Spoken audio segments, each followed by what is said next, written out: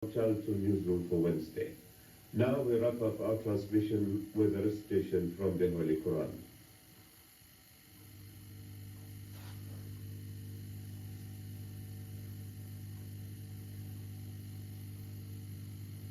أعوذ بالله من الشيطان الرجيم.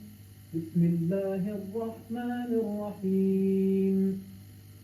الحمد لله الذي خلق السماوات والأرض وجعل الظلمات والنور ثم الذين كفروا بربهم يعدلون.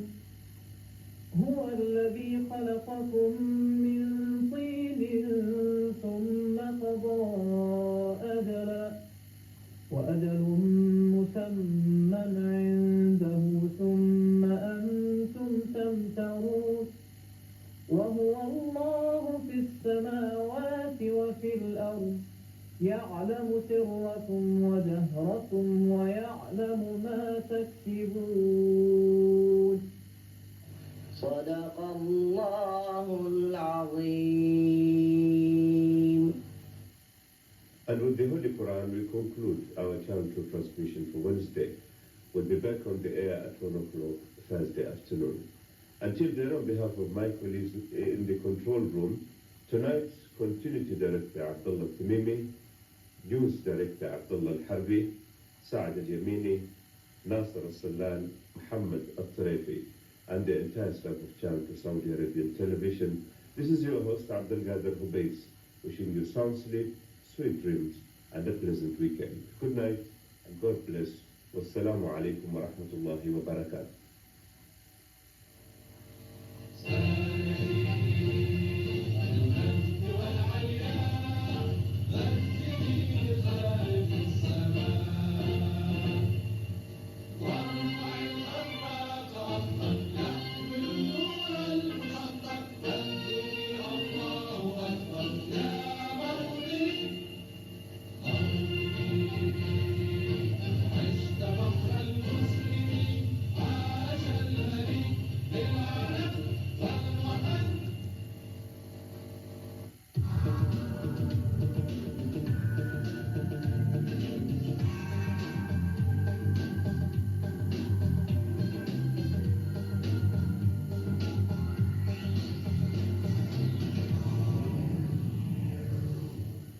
Saudi Arabian Television, Channel 2.